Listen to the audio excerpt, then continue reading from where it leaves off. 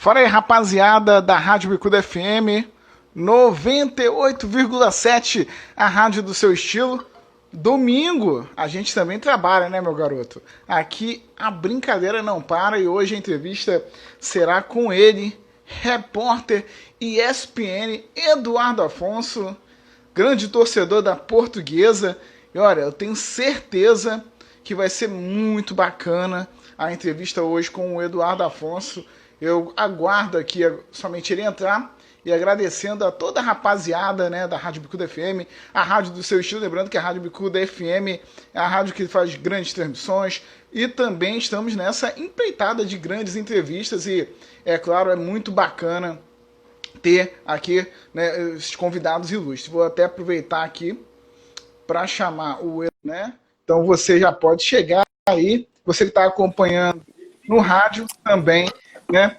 Eu quero aproveitar, dar uma boa tarde para ele, Eduardo Afonso. Opa! Tudo bem, Nilson? Como é que você tá? Tudo bem, Eduardo. Olha, quero em primeiro lugar te agradecer, né, por, né, atender o nosso pedido, principalmente no domingo. A gente sabe que vida de setorista não é mole, né? E ter uma folga domingo é muito complicado. Mas você tirou esse momento para conversar aqui com a gente. Boa, boa. Eu que agradeço o convite de vocês, pessoal da Rádio Bicuda, você, Nilson, que fez o convite para mim na sua página pessoal. Vamos falar um pouquinho de futebol. Nessa época de pandemia, tá tão de ponta cabeça a vida de todo mundo que para mim não tem mais domingo, segunda, terça, todo dia eu tô meio que de plantão aqui no home office, então vamos fazer, o domingo é igual a segunda, é igual a terça, é igual todo dia. Então, estou à sua disposição, à disposição de quem participar aí para responder as perguntas da galera. Exato. E notícia não tem dia, não tem momento, né? Basta acontecer e vida de... Principalmente você, setorista do São Paulo, né? São Paulo também é um clube que sempre está acontecendo alguma coisa, né? O São Paulo tem sido, assim, nos últimos anos, um clube de muita movimentação de bastidor, de muita movimentação de notícia. Até vou falar para você que por ter parado no momento bom da temporada na pandemia, né, vinha de 2 vitórias seguidas, talvez da melhor apresentação com a camisa, com o técnico Diniz comandando a equipe desde que ele chegou, que foi aquela vitória contra a LDU. Eu até te digo que essa pandemia de mais de 90 dias tem sido tranquila para o São Paulo, para os setoristas do São Paulo, né? São mais notícias de bastidores, assim, o Lugano, quando dá alguma entrevista, repercute aquela história do Cavani. Teve a situação da diminuição de 50% dos salários dos atletas, mas assim, se a gente resumir a pandemia de 90 dias, São Paulo tem até tido uma pandemia em relação a notícias, a crise, bem tranquila se comparado a alguns rivais aqui do estado de São Paulo. Show. E antes da gente passar para a sua carreira, né, falar um pouco mais do São Paulo, eu queria, você que está próximo do dia a dia do São Paulo, como que você enxerga o Fernando Diniz, Eduardo Afonso? Porque é um cara que a gente sabe que é inteligente, é um cara que enxerga o futebol que o brasileiro gosta, mas não consegue encaixar um trabalho, né, bacana, que dê frutos, né, dê títulos, né, que é o que é importante no futebol. Sim, sim, e principalmente para um time como São Paulo, que há 8 anos não ganha nada. Então, Nilson, eu acompanhei o Fernando Diniz, aliás, eu conheço o Fernando Diniz há muitos anos, né? É até bom contar uma história aqui. Quando eu entrei na Rádio Bandeirantes, em 1994, final de 94, começo de 94, final de... eu era o 8º, 9º repórter da casa. Na época, a Rádio Bandeirantes tinha muitos repórteres, né? E eu entrei junto com o Quesada, fomos contratados para a mesma vaga, que foi dividida em 2. E eu, no começo da minha carreira, lá na Bandeirantes, como tinha muitos repórteres à minha frente, eu ficava restrito a fazer, assim, o terceiro repórter, e eu fiz muitos jogos do Juventus. Na época, a Bandeirantes, não é que ela transmitia, mas, por exemplo, se tivesse um Juventus e Guarani, um Juventus e Ponte Preta, um Juventus e Portuguesa, ela mandava algum repórter para fazer o posto. E eu fiz muitos postos de jogos do Juventus. E o Fernando Diniz era jogador desse time. Aliás, esse time, quase todos os caras que eu convivi nesse time viraram meus amigos. O Anderson Lima, lateral direito, hoje técnico de futebol, o Luizão, volante, que há muito tempo eu não vejo, o Nenê, zagueiro, passou pelo Grêmio depois, passou pelo Corinthians, o Gilmar, um goleiro antiguíssimo da década de 70 do Palmeiras, Leir Gilmar da Costa, estava terminando a sua carreira, tem um bom relacionamento com ele, até com a filha dele, que acompanhou ela no Instagram. Quem mais que eu vou lembrar desse time aí? Márcio Grigio era outro jogador, e o Fernando Diniz fazia parte desse time. Então, eu conheço o Fernando Diniz para quase 30 anos, cara, ou pouquinho menos que 30 anos. E aí, acompanhando agora, falando especificamente do trabalho de treinador dele, ainda não rendeu realmente frutos em relação a títulos, cara. Eu não posso falar muito do trabalho que ele fez no Atlético Paranaense, nem no Fluminense, porque eu, à distância, acompanhei o mesmo que os repórteres que não são, nem do Rio, nem de... Eu percebi que ele tentou, começou até fazendo bons trabalhos, mas não sucumbiu aí. Mas assim, já aqui em São Paulo, no Audax, ele tinha deixado uma ótima impressão. E no São Paulo, cara, assim, para resumir esse tempo de Diniz do São Paulo, eu tenho falado o seguinte: o ano passado ele chega com um único objetivo: levar o São Paulo para a disputa da Libertadores fase de grupos, porque o São Paulo não tinha nenhum outro campeonato em disputa além do brasileiro, e o Flamengo já estava a quilômetros de distância na liderança. Sim. Então o São Paulo não ia ser campeão brasileiro. Então ele cumpriu o objetivo, mesmo talvez o time não jogando bem, talvez decepcionando, mas o objetivo foi conquistado. E esse ano, quando ele fez a pré-temporada lá em Cotia, que ele pôde trabalhar o grupo quase 20 dias, esse ano realmente a forma que o Diniz gosta de jogo estava sendo implantada no São Paulo. Teve alguns altos, principalmente esse jogo que eu falei da LDU, teve alguns baixos, que foi aquela derrota, por exemplo, para o Binacional pela Libertadores, uma outra derrota com o time reserva para o Botafogo, mas num todo, Nilson, o São Paulo tem uma cara, tem uma característica, tem uma filosofia de jogo, graças ao trabalho do Diniz. Então eu ainda acho, mesmo com toda a pandemia, com a gente tendo um grande ponto de interrogação de como vai voltar o futebol, que o Diniz vai dar certo e vai buscar títulos que faltam ao São Paulo nos últimos anos. A gente torce muito, né? Um estilo de futebol muito vistoso, e agora no São Paulo conseguindo ser um pouco mais objetivo, que talvez que é o que faltava, né, no Fluminense, que era muita posse de bola, né? E poucos gols, né? Pô, ele assim, até a gente brinca lá no CT com ele, né? Que azar, às vezes, porque o Fluminense, eu cheguei a ver jogos do Fluminense, que o Fluminense criou 20 chances de gol e a bola não entrou. E o adversário ia lá, um contra-ataque e ganhava o jogo de 1-0 ou terminava empatado. No São Paulo ele chegou a sofrer com isso. O time criar muito e a bola não entrar. Mas assim, ele deu um acerto no meio de campo nas últimas semanas antes da pandemia, que foi puxar o Tietê para primeiro volante. Achar a posição que o Daniel Alves queria jogar, que era a bola passando toda hora pelo Daniel Alves, que é onde ele gosta ali, e colocar o Igor Gomes completando o meio de campo. Então, essa composição que ele fez de meio de campo, me parece que foi um acerto tão grande que os gols começaram a sair, a defesa melhorou, enfim, o time teve uma subida grande de produção. Show. Eduardo, vamos voltar agora um pouco para você, cara, para sua carreira. Opa. Você é um cara que começou com 17 anos, né, cara? Começou, né, no rádio. Conta um pouco pra gente como veio a ideia, assim, de falar, poxa, quero seguir esse caminho do jornalismo. Conta um pouco como foi o seu início. Então, Nilson, você sabe que eu estou na TV faz 6 anos, mas eu trabalhei 26 anos e meio em rádio, né, cara? E, assim, o rádio é o meu meio de comunicação, o meio que eu amo, que eu escuto, tudo mais. E, obviamente, o rádio perdeu muita consistência, pelo menos aqui em São Paulo, assim, as grandes rádios perderam muito. E o rádio é um veículo de comunicação tão legal, tão instantâneo, tão forte. E, às vezes, aqui, não sei o que acontece, que, ao invés de investir no rádio, as grandes empresas têm deixado o rádio de lado. Vide, inclusive, o término da Rádio Globo de São Paulo, que é uma rádio que eu ouvi muitos e muitos anos, tinha talvez a melhor abertura de jornada do futebol de São Paulo, com o Luiz Roberto Demusso comandando, com o Osmar Santos sendo locutor. Bem, enfim, não vamos entrar em detalhes aqui da Rádio Globo. Então, o que aconteceu, Nilson, que eu sempre falo, assim, eu fui um cara, meu pai sempre gostou muito de rádio esportivo, meu pai acompanhava muito a Rádio Bandeirantes, e eu, desde muito moleque, cara, desde assim, moleque mesmo, 7, 8 anos, eu já ouvia a rádio meio que constantemente, principalmente aos domingos e às quartas, né, que eram os dias dos jogos. Naquela época não tinha jogo de sexta, de segunda, de terça, era mais quarta ou quinta, sábado e domingo, né? E os principais eventos ao domingo. E principalmente domingo eu passava muitas horas ouvindo rádio com meu pai, desde as 9, 10 da manhã até o final da jornada, às 7, 8 da noite, né? E o rádio se tornou um companheiro meu. Tanto que, assim, logo de cara, muito moleque, já tive um radinho de pilha, radinho da Copa de 82, eu lembro que eu tive um radinho pequenininho. Cara, eu sempre gostei muito. E aí, sim, lógico, quando você tá com 9, 10 anos, você pensa em fazer alguma coisa, né? A gente pensava em ser jogador de futebol, astronauta. Verdade. Mas você sabe que isso é uma circunstância de moleque, são sonhos que você... Mas, cara, por incrível que pareça, cara, eu já sonhava meio em ser locutor, em ser repórter, trabalhar no rádio, porque por um motivo, cara.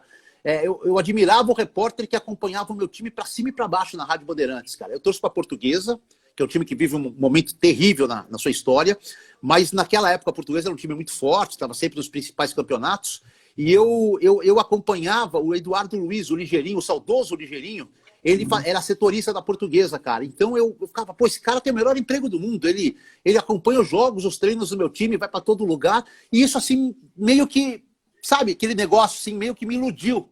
Só que, cara, as coisas foram acontecendo, eu acabei entrando na Rádio Brasil 2000, fazendo faculdade, a faculdade era dona da rádio, eu troquei a minha bolsa para o trabalho na Brasil 2000, lá nós criamos um programa de esportes, depois de lá eu saí para o interior, depois eu já vim trabalhar numa rádio mais estruturada aqui na Grande São Paulo, em Osasco, e aí caí na Bandeirantes, cara.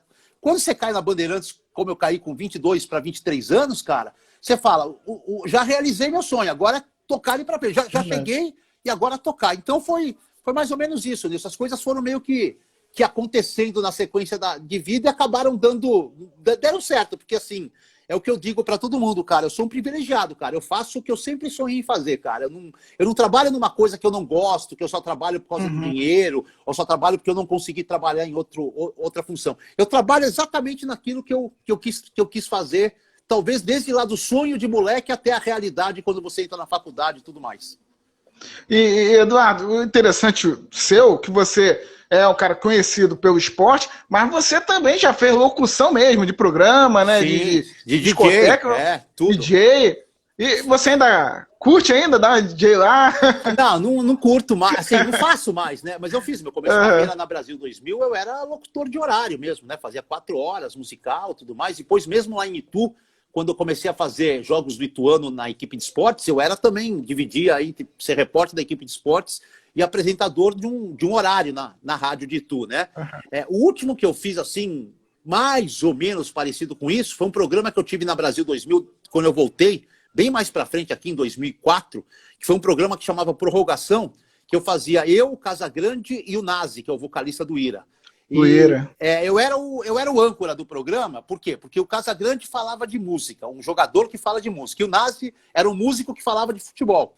E assim, eles não têm muita noção, primeiro de mexer na mesa, segundo de que tem horário de comercial, tem horário de saída, de volta, então eu era o cara que ia distribuindo o jogo para eles, mas que tinha que chamar para mim na hora de chamar um comercial, de anunciar um convidado, de colocar alguém no ar. Foi a última, como eu vou te dizer, a última relação que eu tive de apresentador musical diferentemente do que eu faço hoje, que é repórter esportivo. Cara, eu não sei, quem sabe num futuro aí, né, cara, embora eu já tenha passado dos 50, mas depois que eu tiver mais tranquilo, não tiver mais na reportagem de campo, quem sabe aí uma rádio do interior, eu fazer 4 horinhas de música aí.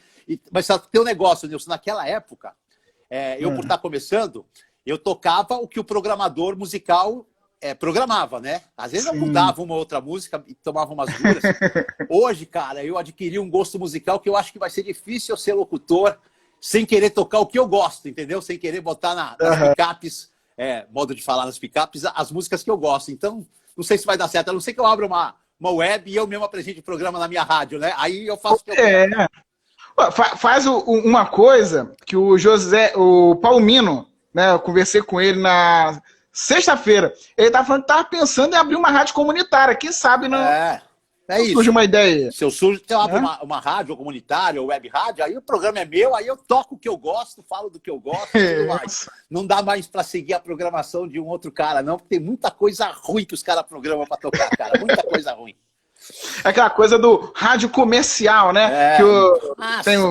Sabe como é que funciona? Na minha época ainda, já tinha esse negócio do jabaculê de rádio, cara, musical. Porra, repetia a música. Cada hora tocava de novo a mesma música. Se ela era ruim, você ficava com aquela batida ruim na sua mente, cara. Hoje eu não tô pronto para isso, não. Show. Eduardo, deixa eu te fazer uma pergunta, cara. Você cobriu vários eventos. Sim. vários eventos esportivos dos mais importantes possíveis. Qual foi o evento que mais te marcou, Eduardo? Que você foi assim, pô, tem muito evento bom, mas esse marcou a carreira. Assim, em termos de eventos grandes, os dois principais eventos para mim que eu realizei foram a Copa do Mundo de 2010 na África do Sul, que, embora eu estivesse cobrindo o Brasil até a eliminação, eu até achei que eu ia voltar, né, quando o Brasil foi eliminado pela Holanda, mas não, a Eldorado ESPN me manteve lá e eu acabei fazendo a final Espanha e Holanda e fazendo a Espanha nessa final, que acabou sendo campeã. Então, assim, fazer a zona mista, as coletivas de uma final de Copa do Mundo, credenciado, bonitinho, tendo acesso a tudo, sem dúvida nenhuma, o principal evento que eu fiz. Tem também um evento que eu fiz em 97, a Copa das Confederações na Arábia Saudita.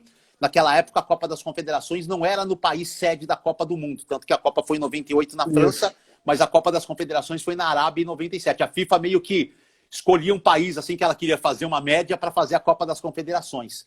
Esse foi um evento marcante, porque foi minha primeira grande cobertura de mais de 30 dias fora do Brasil, e também porque, cara, você viver como eu vivi lá em Riad, foi um amistoso da seleção no começo do mês de dezembro na África do Sul, em Johannesburgo, e de lá o time foi para Riad para disputar a Copa das Confederações. Eu fiquei de 29, 30 de novembro até 28, 29 de dezembro fora do país. Aí a gente foi para um país, cara, a Arábia, Riad, que é de uma cultura completamente diferente, assim, inversa à nossa cultura ocidental. Foi um choque, assim, de realidade, né? Às vezes parecia que estava num sonho ali, estando em Riad e tudo mais, né? Então esse evento marcou muito, não muito pelo...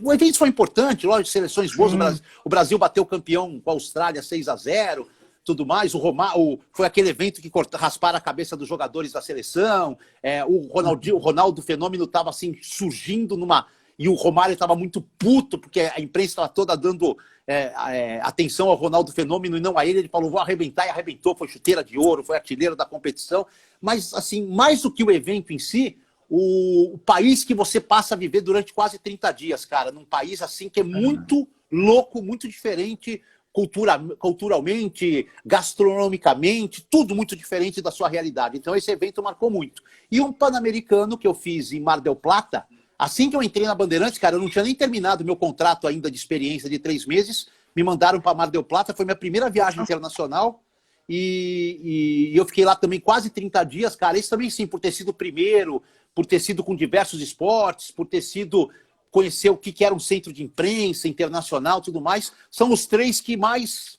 me marcaram aí no decorrer da minha carreira. Pô, é sensacional, né? E a Arábia Saudita, a gente aqui no Brasil, acho que não tem a dimensão, né? Por mais que a gente tente, assim, aproximar, a gente não tem a dimensão de fato que é lá, né? Não tem. E outra coisa, Nilson, lá você só entra, por exemplo, assim, vamos imaginar, eu fui lá uma vez, eu quero ir lá conhecer, eu quero ir lá agora passear como turista. Não pode, cara, porque eles não dão visto. Só dão visto no trabalho, porque só dão visto para quem é muçulmano. Eu não sou muçulmano, a cultura nossa não é. Então, assim, é muito difícil você ingressar na Arábia Saudita sem ser a trabalho, não sendo muçulmano. Então, por todas essas peculiaridades e tudo mais, enfim, foi um país que, assim, você visita uma vez na vida e outra na morte, e eu visitei na minha vida uma vez e passei lá quase 30 dias, aprendi muita coisa. A organização desse torneio, eram 8 seleções, a gente ficou, todas as seleções e a imprensa internacional ficaram no mesmo hotel, chamado Hyatt, era um hotel muito, muito grande, Riad, coube todo mundo. E a organização do torneio, a FIFA e a organização local, eles providenciaram o Alcorão, nas línguas dos países que lá estavam. Então eu recebi eu tenho até hoje guardado, eu recebi um Alcorão em português, então, não que eu entendo do islamismo, nada, mas assim, pelo menos eu li para ter uma base, para saber o que era, né? Eles tentaram ambientar a gente dentro da possibilidade deles da melhor maneira possível, que eles sabiam que, tirando a seleção da Casa Arábia, as outras 7 seleções eram de culturas totalmente diferentes daquela que eles vivem lá.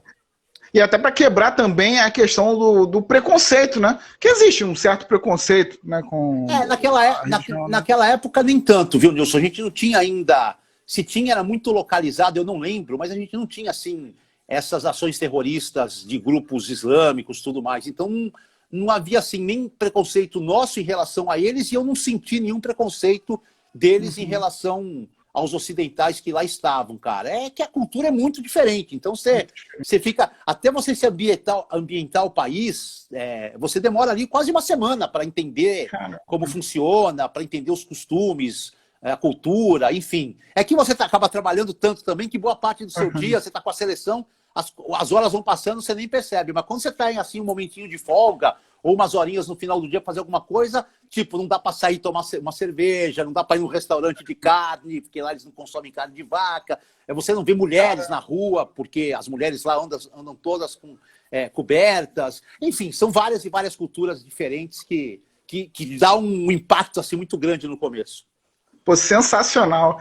E você, né, passou para Rádio Bandeirante, cara. Eu sempre penso aqui, eu falo com todo mundo que eu converso aqui, que acho que o pensamento de quem faz o jornalismo, principalmente que acho aí de São Paulo, né, você passar pela Jovem Pan e pela Rádio Bandeirante dá uma diferença na sua carreira, muda o seu pensamento. Eu queria saber, Eduardo, se a Bandeirante, né, foi de fato a emissora que abriu portas. E como é que foi essa relação sua, né, com esses profissionais que a Rádio Bandeirantes tem, que são sempre grandes caras, grandes jornalistas e são referências de fato, né, para a gente que está aí no jornalismo? Na minha época, que eu estava lá em Osasco, tentando entrar numa rádio das chamadas grandes de São Paulo, a gente tinha a possibilidade, era Bandeirante, Jovem Pan, Globo, e a Record ainda tinha uma equipe muito forte também. Então a Record também era uma emissora, e a Gazeta também ainda existia. A Gazeta era muito tradicional, ela tinha um programa chamado Disparada no Esporte, chegou a ser apresentado pelo grande Pedro Luiz, que também era assim, uma rádio que era muito ouvida pela sua tradição. Então essas eram as 5 rádios assim, principais de esporte, porque não tinha ainda o advento FM no esporte no FM. Depois veio a Transamérica, que hoje é também uma potência aqui em São Paulo, tudo mais. Então, cara, a Bandeirantes, assim, até por aquilo que eu te contei no começo, né, a relação do meu pai com a emissora de escutá-la, era uma rádio que eu tinha uma vontade imensa de trabalhar, cara. Graças ao Ricardo Capriotti, ainda hoje na Bandeirantes, ele saiu, mas agora voltou, foi ele que me abriu as portas. Foi até interessante, Nilson. Olha como a coisa assim caminha, né, o destino, né? Em 93, teve um torneio de vôlei feminino de equipes lá em Osasco, onde eu trabalhava. Caramba. E eu fui cobrir pela Rádio de Osasco. Eu era o único repórter da Rádio de Osasco de esportes. Fui cobrir o torneio de vôlei feminino, lá no ginásio José Liberati. E o Capriotti, que era repórter da Bandeirantes, eu já conhecia ele de ter feito jogos no interior, tudo mais. A gente já tinha assim uma relação de... Eu sabia quem ele era e ele me conhecia. Não era amizade, mas sim. O Capriotti estava fazendo a cobertura desse torneio pela Bandeirantes. E aí, lá na tribuna, lá onde a gente ficou de imprensa, ele me falou, olha, em dezembro a Bandeirantes costuma fazer um estágio, ela pega repórteres novos de emissoras ou que estejam desempregados para ficar só 30 dias, porque ela dá férias para todos os repórteres principais. Você quer participar? Falei, pô, você quer? Um mês na Bandeirantes vai ser lindo. Vou participar. Ele falou, você consegue férias aqui em Osasco? Eu falei, consigo. Se eu conseguir, eu peço as contas e vou para ficar um mês na Bandeirantes, não tem problema, né? E aí, cara, eu fui lá fazer esse mês, que foi dezembro, eu, Quesada e mais 3 repórteres. Quando deu 29 de dezembro de 93, que ia acabar o estágio dia 31, o Sérgio Cunha, que era o chefe na época, ele falou assim, chamou eu e o Quesada e falou assim, eu vou ter uma vaga, porque o Valmir Jorge, que era o repórter principal, está saindo para os Estados Unidos, resolveu fazer alguns projetos nos Estados Unidos, só que eu queria pegar vocês dois para essa vaga.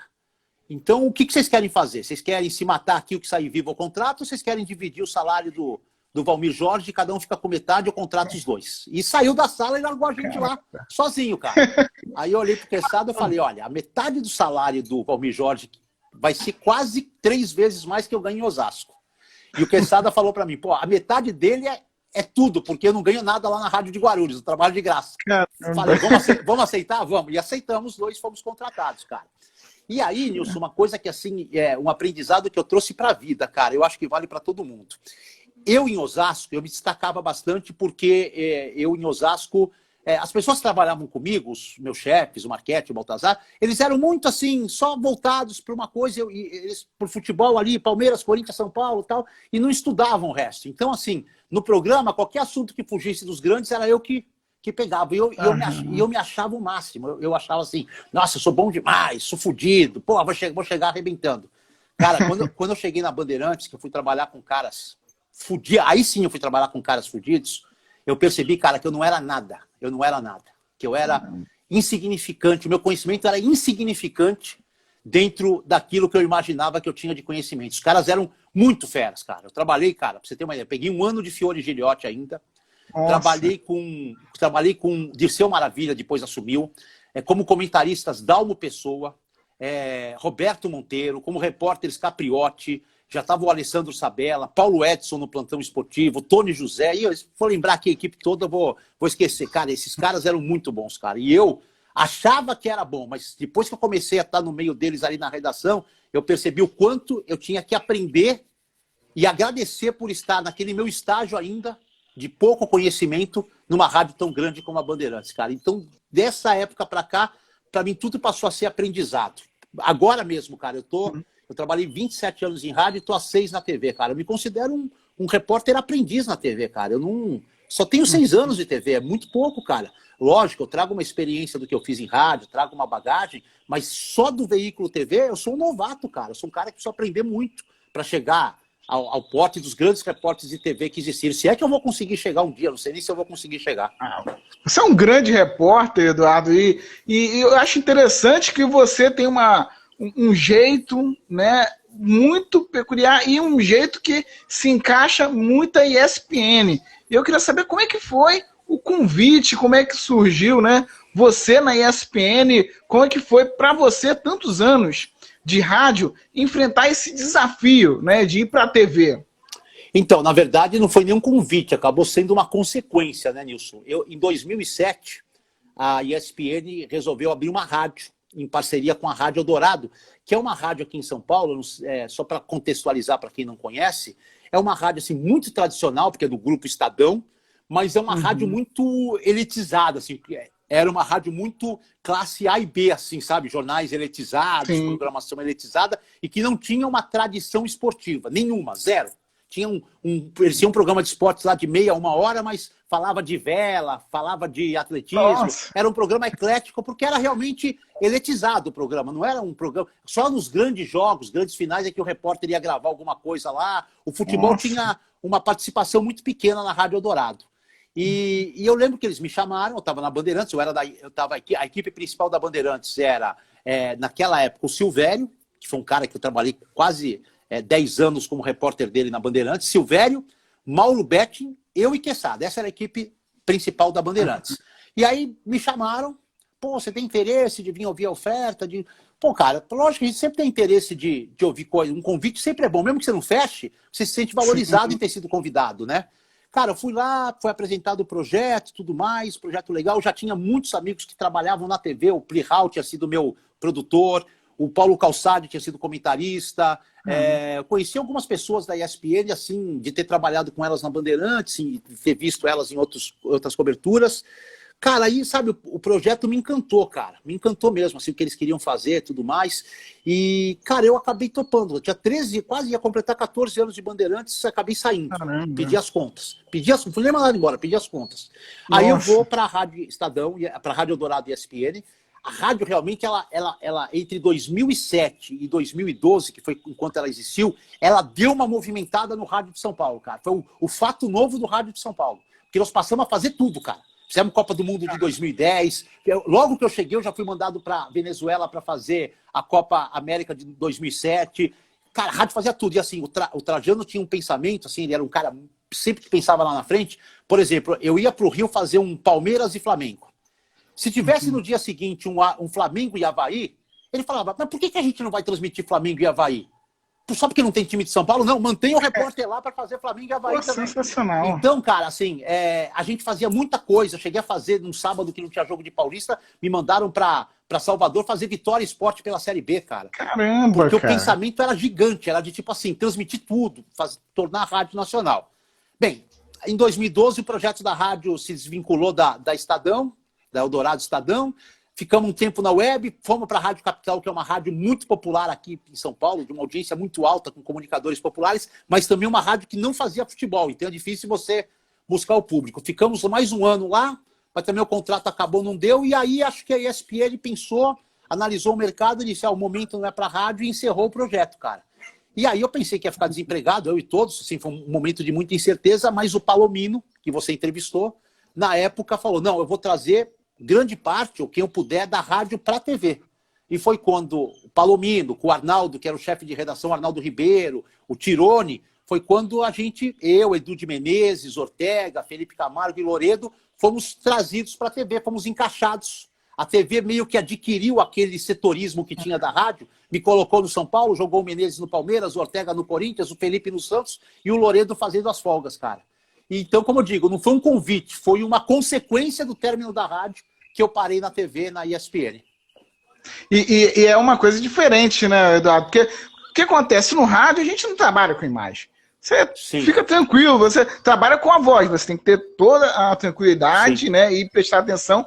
E a TV é a imagem, tem a câmera, né? É aquela coisa do que é muito difícil, por exemplo, eu assim penso, para quem vem do rádio, né? O desprendimento, tem o desprendimento da imagem, e aí você começa a ter que conversar com a pessoa em casa, né? É algo muito difícil, né? São dois meios de comunicação. Assim, é uma coisa louca, Nilson, porque assim, embora sejam dois meios de comunicação bem diferentes, eles estão próximos, eu vou explicar.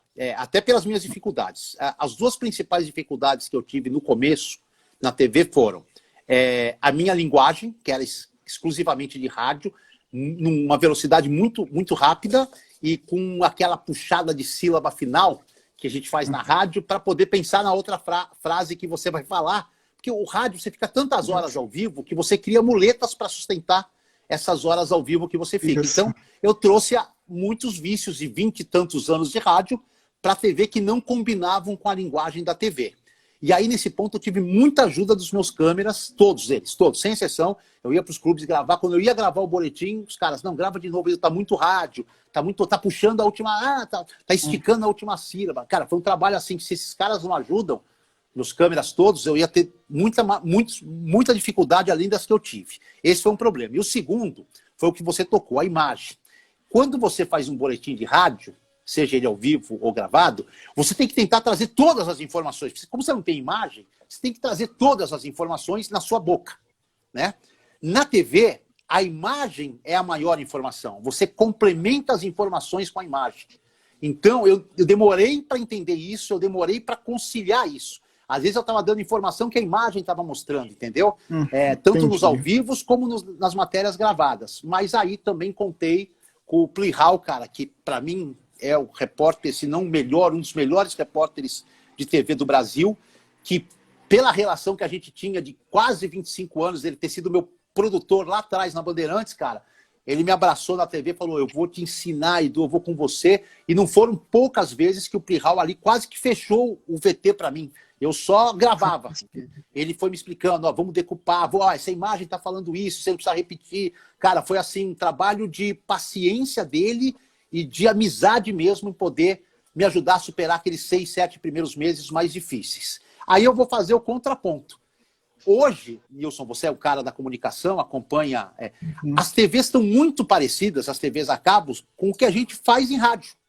É verdade. A ESPN, por exemplo, ela não transmite o jogo brasileiro, mas a gente vai para o estádio 2, 3 horas antes, faz chegada de ônibus, dá escalação, dá flash, e acaba o jogo, a gente faz entrada, faz coletiva, faz zona mista. Então, nesse ponto, a minha dificuldade foi bem menor, porque tudo que eu passei a fazer na TV, eu fazia já no rádio antes. Então, aí veio a vantagem de ter sido radialista, de ter trabalhado em rádio.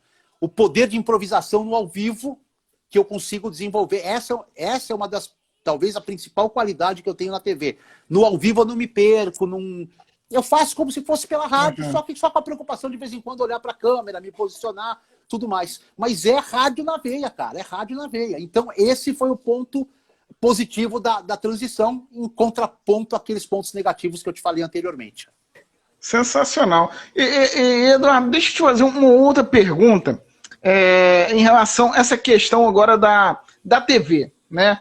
Hoje a gente tem as TVs abertas, as fechadas, e os streamings, Sim. né? Que hoje agora, inclusive a ESPN também é streaming porque tem competições, né? Que é só para o streaming. Sim, sim. E eu queria tirar de você o seguinte: como é que você vê o rádio, né, em seu futuro, com toda essa adaptação, né, da TV, né? Porque quando começou as TVs fechadas, já falavam, o rádio vai acabar, o rádio, e a gente vê o rádio sempre se reinventando. Sim. Só que a gente agora está indo para uma etapa que agora está começando a aparecer também os streamings, enfim. Como é que você enxerga o mercado de rádio para o futuro? Olha, Lisa, é até difícil, embora eu tenha todo esse amor pelo rádio, eu tô fora do meio há 6 anos, entendeu? Então, assim, o que eu recebo é dos meus companheiros de rádio, como está a situação aqui, a situação ali, a situação acolá, tudo mais. Já na época que eu estava ainda no rádio, a gente já tinha muita dificuldade, né? O rádio estava sendo barrado em várias situações de campo. Pra você ter uma ideia, cara, quando eu comecei no rádio, o repórter podia, inclusive, antes de começar o jogo, entrar no campo e entrevistar os jogadores. Agora, nessa parte final minha, já estava proibido até entrevistar no intervalo fora de campo. Já estava, até em alguns intervalos já não podia entrevistar. Então, assim, o rádio foi perdendo espaço,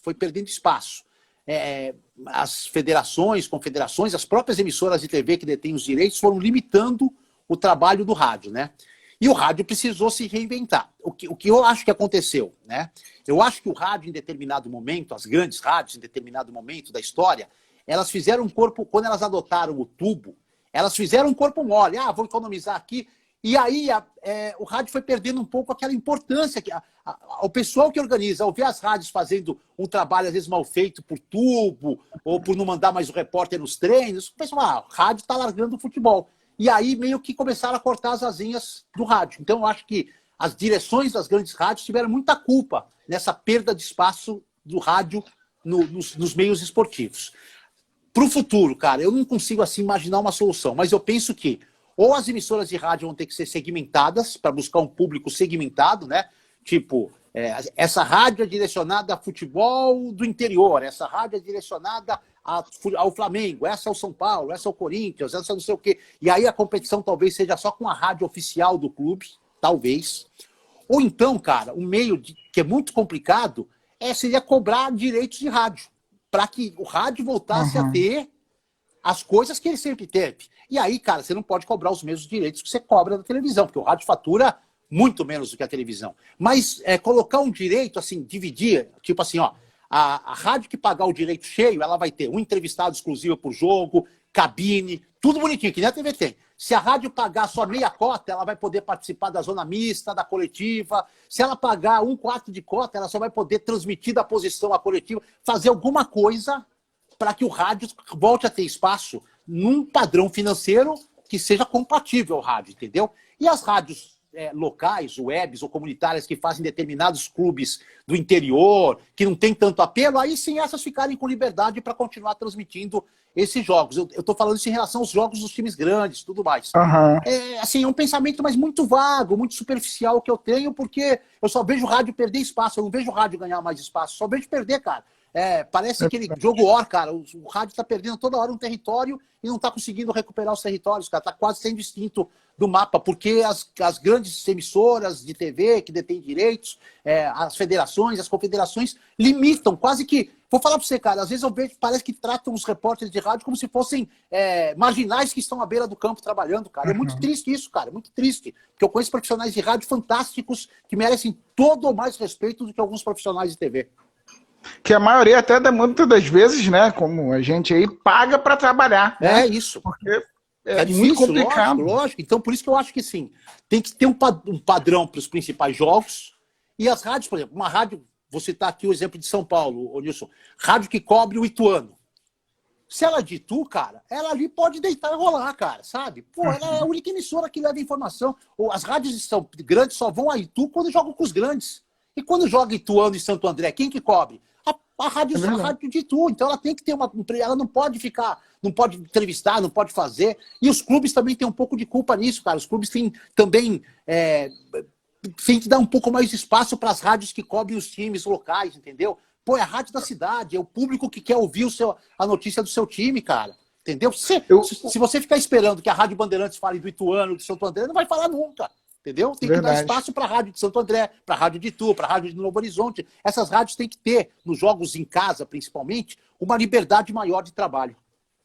E o que me incomoda muito, e aí eu vou até compartilhar contigo, Eduardo Afonso, que, por exemplo, no Rio de Janeiro, é você ver diversas rádios, cara, tradicional, eu não só estou falando da Bicuda, mas de outras rádios tradicionalíssimas, cara, que há muito tempo sempre transmitiu o esporte, né, não ter o espaço para transmitir, e você vê muita rádio web que tem, enfim, pessoas que têm um poder aquisitivo maior, ter à frente de uma rádio tradicional, cara, uma rádio de dial, que, sabe, que paga imposto, que tem uma dificuldade, que trabalha para uma comunidade. Sim. Porque o rádio, tem as rádios comerciais, que a gente fica muito focado, mas a rádio comunitária, ela trabalha o quê? Para a comunidade, o nome já fala. Sim. E que abre espaço para muita gente que está começando, né, Eduardo? Sim. E aí você vê, de repente... Vocês aí transmitem mais, além dos grandes, transmitem especificamente algum time ou não?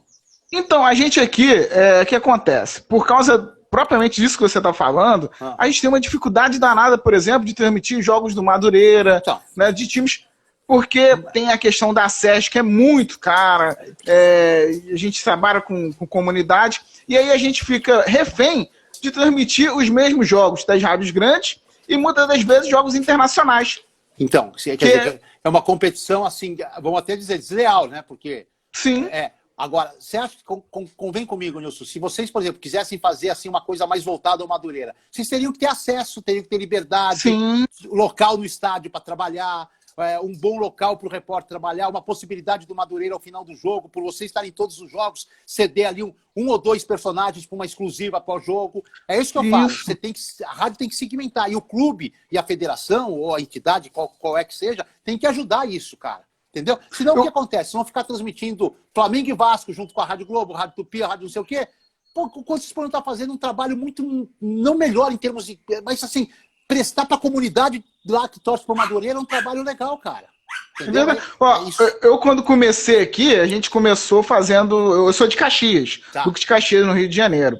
E a gente tinha a rádio web aqui, e a gente transmitia todos os jogos do Duque de Caxias, né? Que chegou à segunda divisão. Sim, e do Tigres. Eu fui ver jogo da Lusa com o Duque de Caxias na Série B do Brasileiro. E aí, eram jogos que a gente sempre estava fazendo, tinha um público, mas aí começa a esbarrar no quê? Na questão da SERG. A própria federação tem a sua rádio e sua TV. Sim, como aqui em São Paulo. E aí, o que acontece? Ocupa todo o espaço, começa a restringir a quem está no dia a dia. Isso é muito complicado. É muito complicado. Deixa eu só aproveitar e mandar aqui 2 abraços. Lá para Valença, na Bahia, o Reis está aqui com a gente. Meu amigo Daniel, lá de Bragança Paulista. Esse aqui é torcedor do Red Bull Bragantino mesmo, não é? Sensacional. E não é só torcedor porque virou Red Bull, já era torcedor do Bragantino antes. E agora está com um sorriso de orelha a orelha, porque o Red Bull tomou ali, virou potência. Time para ficar na primeira divisão para o resto da vida. E para chegar até uma Libertadores, se demora, né? Fácil. E agora eu vou tocar no assunto que né, eu tenho certeza você, como torcedor, sempre estarei próximo, mas um momento difícil, né, o Eduardo, da Portuguesa, né, cara? Um time de tanta tradição, hoje tentando aí respirar e voltar à elite, que é o lugar da Lusa, né? Nilson, é uma situação muito complicada, cara. A minha relação com a Portuguesa, ela é familiar. Meu saudoso avô, Vicente Afonso, é sócio 006 da Portuguesa, pra você ter uma ideia. Caraca. De um clube que teve 100 mil sócios, ele era o número 6, cara.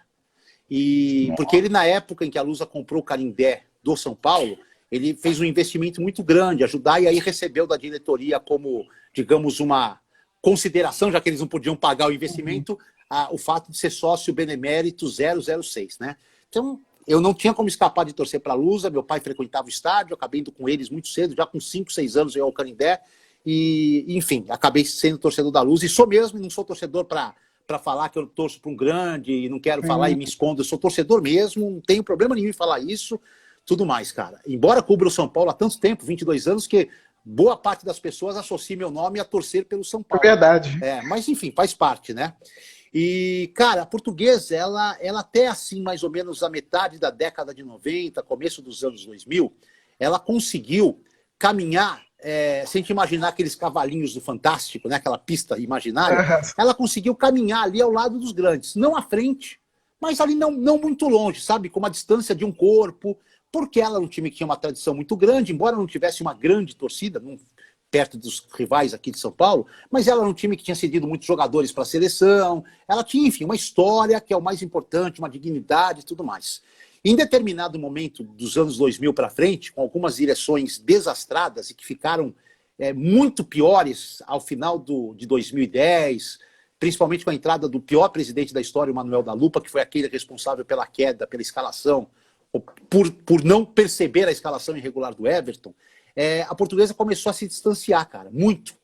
Os times grandes começaram a aproveitar as cotas de TV, começaram a aproveitar de uma forma melhor a Libertadores. A distância que era de um corpo começou a aumentar, cara. E hoje ela ficou assim, gigantesca.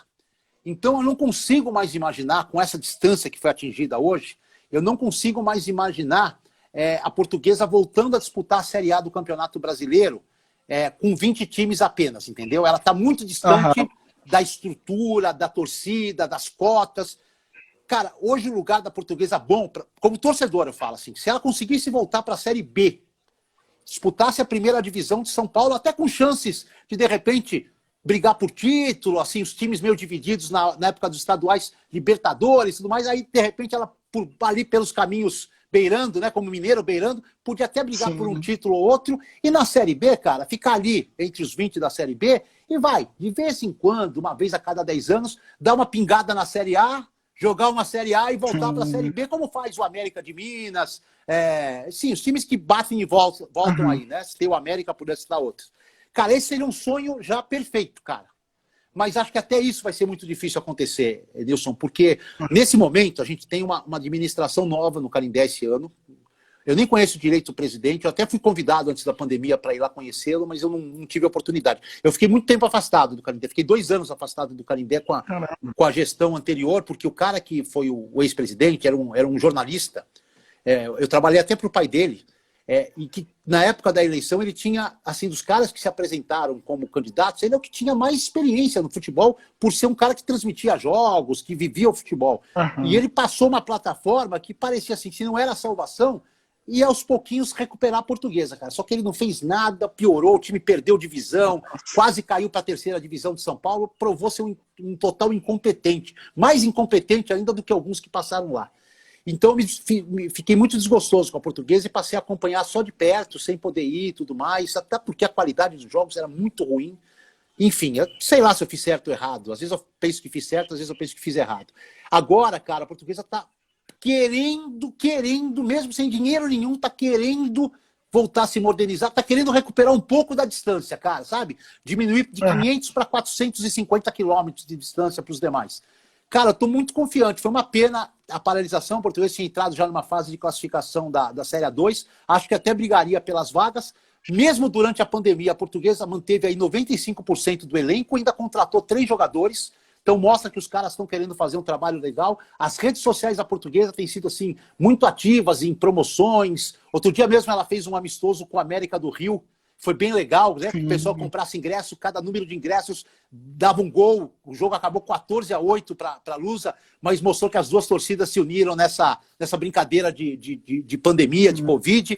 Cara, então acho que assim, me parece que tem gente lá, não quero ser assim enfático, porque ainda não acabou, mas me parece que as pessoas que estão lá agora estão tentando dar uma reformulada, estão tentando subir o primeiro degrau em busca de uma situação melhor. Tomara que dê certo, Nilson.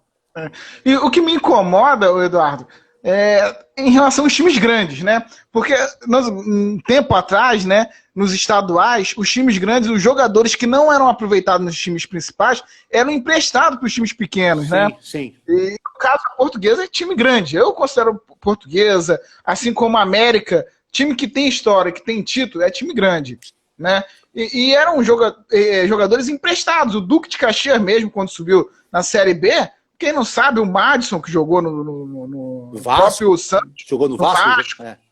Isso. Jogou no Duque de Caxias. Sim. Apareceu emprestado pelo Vasco. Sim. Então tinha essa relação. E hoje em dia, com esses campeonatos que a CBF começa a montar, que é campeonato juniores, sub-21, sub-20 não sei o quê, agora tem o aspirantes. aspirantes. É. Tudo isso tira, né, a oportunidade desses jogadores serem emprestados, por exemplo, para a Portuguesa, que poderia ser ajudada, né, Eduardo? Esse é um problema também, e tem outro, né, Nilson? Os próprios jogadores não querem mais ir para esses times, cara. Ou com medo de não receber, ou achando que vão ficar no ostracismo e vão perder a chance. Então, esses jogadores eles preferem ficar na reserva de outros times sem jogar, mas sabendo que vão receber, do que arriscar. Enfim, porque esses times como Portuguesa, América, próprio Bangu, eu podia citar também, que sempre teve um time que bateu de frente e tudo mais. Esses times foram perdendo espaço e hoje para o jogador do time grande ir para esses times é muito complicado. Cara, eu sou de uma época em que a Portuguesa, não é que ele apegava os jogadores que estavam não sendo usados pelos times grandes. A Portuguesa, na década de 80, foi no Botafogo do Rio e contratou o camisa 10 do Botafogo, o Mendonça, que era cracaço de bola. Não é que até faleceu, se não me engano, recentemente, né? Isso, faleceu. O Mendonça, cara, assim, com a devida proporção, é como se hoje a Portuguesa fosse no Flamengo e tentasse contratar o Everton Ribeiro. O Mendonça era o cabeça do time do Botafogo, era o cara que comandava um puta time do Botafogo. E a Lusa foi lá e bancou o cara vir, entendeu? Hoje não tem mais isso, ela não tem mais condições de buscar o craque dos juniores do Botafogo, quanto mais o cara do time principal. A distância ficou muito grande. E para isso, o que aconteceu? O futebol ficou muito elitizado, Nilson. E os times maiores cada vez recebem mais e os times menores cada vez recebem menos. E vou te falar mais, cara. Eu, assim, com todo respeito a quem estiver ouvindo a live e se sentir... Olha aqui, deixa eu mandar aqui um abraço. Ó, o Renatão do Fute Rock Oficial está com a gente. E o Fabiano Rudigian, que eu gosto de chamá-lo carinhosamente de Bidu, meu parceiro velho. Saudade de você também, Bidu. Esse aqui, cara, esse é empresário de mão cheia, cara. Já foi assessor de imprensa, virou empresário. Bidu, precisamos conversar, Biduzinho. Deixa eu sair dessa pandemia aqui. Um abraço, Bidu. Fica com Deus. Você é meu irmão, cara. Então, isso que aconteceu é o seguinte, cara. Até nesse chamado grupo dos 12 grandes, daqui a pouco vai ter uma subdivisão, cara.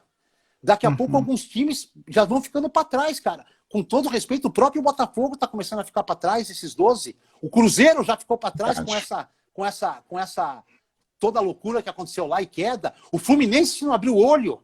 O Santos se não abriu o olho, entendeu? Então, assim, até dos 12 principais, daqui a pouco já vai ter a elite da elite. Já vão ficar só 5 ou 6, 7 da elite, cara. Entendeu? E o futebol tá ficando muito segmentado e as diferenças aumentando, eu acho ruim, cara, porque os campeonatos estão perdendo a graça. Eu sou contra quem defende a elitização do brasileiro com 16 times. Daqui a pouco vai ter 5, 6 Flamengo e São Paulo, 5, 6 Palmeiras e Fluminense. Vai perder a graça, cara. Vai perder a graça. É verdade. Você ter 2, 3, 4 no ano é legal. Se tiver 10 Flamengo e São Paulo, vai virar normal, cara. Vai virar um negócio normal, vai todo mundo perder. Precisa ter time médio, precisa ter de vez em quando uma surpresa pequena na Copa do Brasil para dar uma alegria, para dar gosto, para a torcida abraçar a surpresa e com ela a luta do Davi com o Sansão, cara, com o Golias. Entendeu? Precisa ter isso, cara. Isso é o futebol, cara. Se tiver só os mesmos 5, 6 times que ganham tudo todo ano, cara, daqui a pouco o futebol vai perder, cara. Não, é verdade, eu concordo muito com isso. E eu quero aproveitar e te fazer uma pergunta, Eduardo Afonso. Estadual, qual é a solução que você imagina para encaixar o estadual e o campeonato brasileiro, todo mundo ser feliz e aparecer? Então, para esse ano, cara, eu vou falar especificamente dessa situação. Eu sou um cara, assim, defensor do término dos estaduais, cara. Defensor ferrenho. Tem que terminar o estadual, cara. Nem que isso comprometa o brasileiro. Campeonato que começou tem que terminar, cara. Não dá para você... faltam 6, na maioria dos estaduais aí, 6 datas, cara. Precisa terminar, precisa dar um jeito de terminar. Precisa ter campeão paulista, campeão carioca, campeão da Série A2, campeão catarinense, paraibano, amazonense. Precisa ter, cara. Porque não pode ficar na história um vácuo. Não teve aquele ano campeão. Mas num todo, Nilson, eu acho assim... eu vou falar, eu gosto muito da fórmula do estadual do Rio de Janeiro. Muito da fórmula. O campeonato é disputado em poucas datas, não desgasta. É que São Paulo, aí são 12 times, né? São Paulo. 12 times. São Paulo, cara, o interior de São Paulo é muito forte, cara. É muito forte.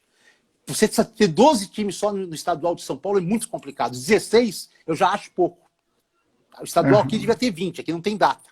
16 já é pouco. Se cair para 12, é complicado. Eu acho que teria que dar um jeito de fazer, com os 16 times, uma fórmula parecida com o Rio de Janeiro. E outra coisa que o Rio é sensacional, cara. O Rio da taça e taça boa, pro campeão do primeiro turno. Taça Guanabara. Tem coisa mais tradicional do que o campeão Aqui em São Paulo não consegue pegar esse negócio de dar título para primeiro turno. Tinha que dar um jeito de dar título pro campeão da taça para o campeão do primeiro turno, cara.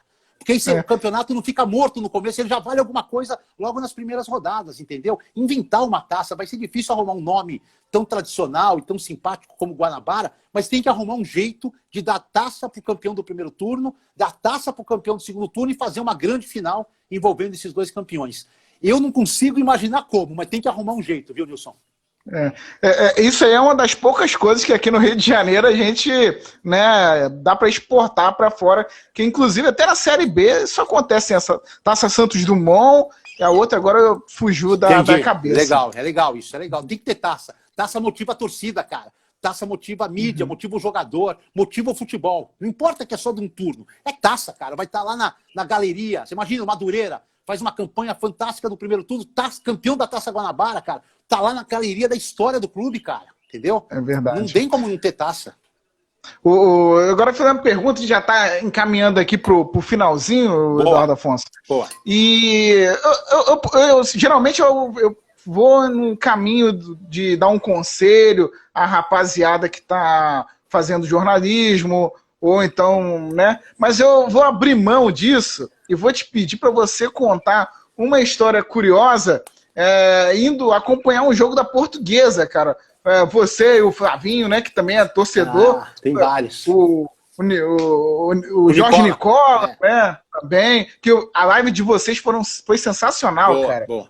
Eu fico com uma inveja. Eu vou contar, então, já que você falou dos três, deixa eu ver se tem alguma história de nós três juntos, né? Eu tenho uma história com o Flavinho boa na final do Brasileiro contra o Grêmio. Então, eu vou contar uma que eu passei com o Jorge lá em Recife, cara. Essa história foi muito legal, cara. Foi muito legal e quase foi trágica, né? Esse dia que teve um quadrangular final da Série B, eu não vou lembrar que ano foi o ano da Batalha dos Aflitos. Acho que foi 2004, se não me engano, mas não tenho certeza. Na última rodada, chegaram para disputar, os 4 times chegaram para disputar a vaga. E os 2 jogos aconteciam em Recife. Nos Aflitos, Náutico e Grêmio, e no Arrudão, Santa Cruz e Portuguesa. Eu pedi para não trabalhar esse dia, essa jornada. Foi até o Estevam Ticone que fez o jogo para Bandeirantes, eu pedi para ficar fora. E aí, na sexta-feira, nós pegamos um voo de madrugada aqui para Recife. Nós somos mais ou menos uns 12 amigos, assim. Tava o Jorge Nicola. A gente tem um grupo lá da Lusa de WhatsApp. Naquela época nem tinha grupo de WhatsApp, era grupo de Orkut, se não me engano. Mas nós juntamos lá 12, compramos passagem e a gente foi, né? Alguns sem hotel, chegaram de madrugada, já ficaram na praia. Nossa. Eu ainda falei, vou pagar um hotel, vou dar uma dormidinha quando chegar, porque o bicho vai ser foda, cara. E aí eu e mais uns caras dividimos lá um quarto no hotel, beleza, né? Aí beleza, fomos lá na puta roubada. Cara, a gente não estava nem preocupado muito com o jogo do Grêmio, que era só Portuguesa ganhar do Santa Cruz, ela subia independente de qualquer... E ela tinha enfiado 4-1 no Santa Cruz no jogo aqui em São Paulo do primeiro turno, entendeu? Então assim, cara, aí a gente foi pro Mundão do Arruda, cara. Meu irmão, para chegar no Mundão do Arruda, a gente tinha uma van. Tava, além de nós 12 que fomos, tinha mais ou menos mais uns 4, 5, tinha até uns 20 caras na van que tinham ido por outros meios, que eram ali que torciam pra Lusa, né? A gente se reuniu tudo na frente do hotel da Lusa, contratamos a van, bora pro Arrudão, cara. E chegar no Arrudão não é muito fácil, não, cara. Ali é uma quebradinha brava ali, né? Cara, quando os caras perceberam que ele tava chegando com a van e era da Portuguesa, da torcida, cara. A torcida do Santa pegou a van, vamos começar a fazer assim, cara, de um lado pro outro. Mas nós conseguimos chegar, depois de muitos entramos lá. Cara, eu me senti assim, isolado do mundo, cara. Porque assim, o Santa Cruz separou assim, uma fileirinha assim, 3, 4 cadeiras, 10 andares, pra gente, cara. E o resto do estádio, lotadaço com a torcida Cobra Coral, e é uma torcida fanática. E a gente tava espremido no cantinho, cara. Podia nem falar, cara, né? Cara, aí começa o jogo, tal. Cara, a Lusa faz 1-0, a gente fica louco. Vamos subir, vamos ganhar, vamos calar essa porra desse estádio e tudo mais.